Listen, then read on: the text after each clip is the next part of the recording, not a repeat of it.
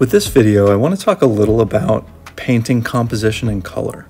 I'll be totally honest with you. After hearing the word composition thrown around in videos from expert artists, I had to Google it to study on what specifically it means when it comes to painting. Such is the life of an amateur trying to fumble his way through the learning process. The short version is, composition is all the aspects of painting added together to make a complete package. Stuff like how color selections fit together, how objects and people are arranged, and things like that. Subtle things can have a huge impact on how the audience views a piece of art, the reaction they might have to it. Are their eyes drawn to specific areas of the painting? Is it balanced? Do the colors combine in a way that make an impact or provoke a response? There seems to be so much to consider. Sometimes it makes real expertise seem very far away from where I sit. One aspect that I've been pondering is the question of balance, where your eyes go in a painting. I've read about several ways to arrange things in an interesting or appealing way, like splitting up a piece into a grid, which I think is called the rule of thirds. At least that's how I've seen it referred to. I've shown such an example here of this painting on a grid. It doesn't appear my lines, spacing, or colors fit well with this pattern. Another arrangement I've seen online is Dynamic Symmetry, although I actually have no clue if that's an official name for it or not.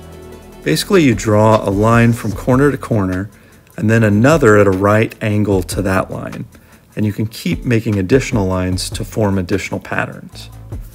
From what I've read, this pattern can help frame the painting or move your eye around it. Applying this vertically or horizontally doesn't seem to fit what I've got here either.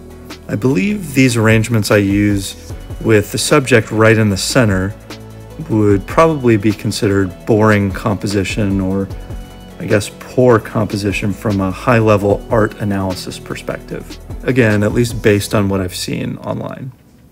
There are many other ways to look at composition, so many in fact that I wouldn't be able to cover them all and fit into this time-lapse video. In fact, I feel like I legitimately need to take some art classes to wrap my brain around it. It might speak to my lack of formal art education that this subject feels so vast and mind-boggling to me. But putting all that aside, another of the many ways to look at composition is color. Although I didn't achieve anything of note with the arrangement on this piece, I was hoping a nice color selection might make this particular painting interesting. I started off on a good path, I thought. Some nice varied blocks of color in the face. I've referred to it before as zones of color rather than trying to paint broadly all over the thing. That's been a goal for me. I thought the greens that I used for the background also would contrast well with the reds, yellows, and brown mixes in the subject's face and hair. Unfortunately, it didn't turn out as planned. As I added the green hues, it completely drowned out the other colors in the piece, basically making the face look washed out. I was really surprised by this effect, which I think speaks to my inexperience as a painter, and also probably generally as an artist. I did try to revivify parts of the face after I did the background, but there's only so much you can do without reworking the entire piece. And I'm more inclined to just take something as a lesson rather than bang my head against the wall over and over again trying to fix something. There is actually one particularly interesting thing about this painting. I worked on it in vertical position, mostly because that's what I'm used to, but since it's a lady laying in the grass, the intended orientation of the finished version is horizontal.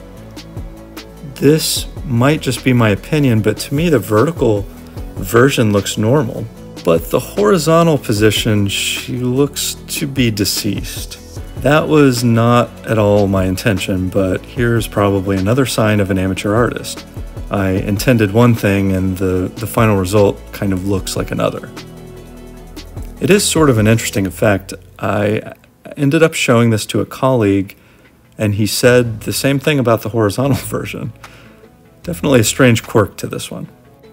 So that's pretty much it for this one. Although overall I can see the improvement in my painting skills, there's still clearly a long way to go in the realm of composition.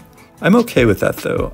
I know I need to work on the nuts and bolts of technique more than anything else. As I've mentioned before, stuff like brush technique and color blending, really a lot of the basics of painting.